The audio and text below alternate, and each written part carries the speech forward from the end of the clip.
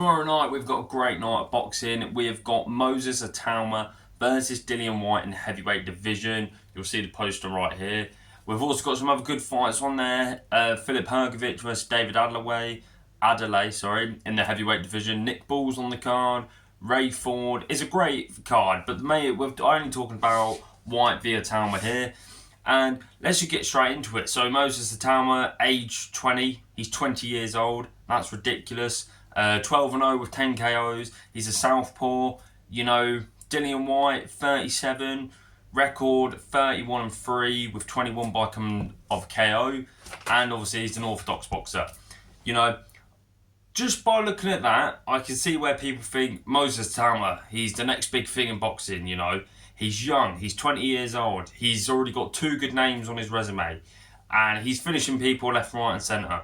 Very good, I get it, but this is where I think it's a bit too soon. Not being funny, Dillian Whyte is an amazing boxer.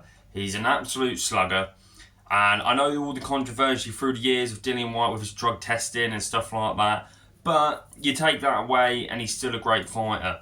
31 wins and 3 losses. That's coming to 2 former unified champions.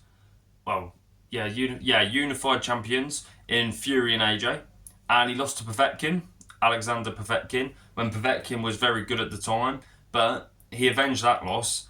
So, Dillian Whyte has only lost to the best people in the heavyweight division, and he's also beaten some really good guys. We'll get on to both of the opponents, Well, their opponents who they fought previously. Moses ITAUMA's only fought 2. Dempsey McKean, that was super impressive, to be fair. You can't take that away from Moses ITAUMA. Personally, for me, even a bigger one, what was impressive, was the Mariusz Wach fight. Mariusz Wach doesn't get KO'd. I think he's barely been KO'd. I think he's been KO'd like once, and that was by Vladimir Klitschko. ITAUMA KO'd him. That was super impressive. But then we go on to Dillian Whyte's opponents, who he's fought and beaten. He's beaten Joseph Parker, who is the #1 contender at heavyweight right now. He's beaten him. He's beaten Derek Chisora, who is another great fighter. He's beat him twice. Like I said, he got the win against Povetkin back after Povetkin knocked him out. He beat Lucas Brown when Lucas Brown was undefeated at the time. He beat Oscar Rivas when Oscar Rivas was undefeated at the time. He's beaten Dave Allen, who at the minute Dave Allen is, soaring. Got a massive fight later this year in October against Makhmudov. And he's also beaten Jermaine Franklin when Jermaine Franklin was undefeated and was on a come up. So Dillian Whyte has got 7. There's more wins on his resume. You can have a look yourself, but he's got some impressive wins right there. I mean, the first 3 I named in Parker, Povetkin and Chisora, they're great wins straight away. That's all I would actually need to say, really. But then Moses ITAUMA being ranked WBO 1. Personally, I think that's a joke. IBF 6. I wouldn't rank him 6. WBC, now this is the only fair, legitimate one I can agree on. He's ranked number 11 in the WBC. I think that's perfectly a fair one. He's not in the top 10, but he's in the cusp of the top 10. I think he really could be. He's gonna be sooner or later a top 5 guy. He really is. And WBO, he's ranked number 2. So I think all of those, the WBO and the WBA, he's 20 years old and he's got 2 good wins. They're kind of just pushing him to the sky, We've seen it before in MMA, where they've got a guy and they push him straight to the top and it doesn't work. And I personally think this is where this fight's going to go. So we'll get on to the actual fight now. I just wanted to tell you the statistics, good opponents, rankings, losses, and all that.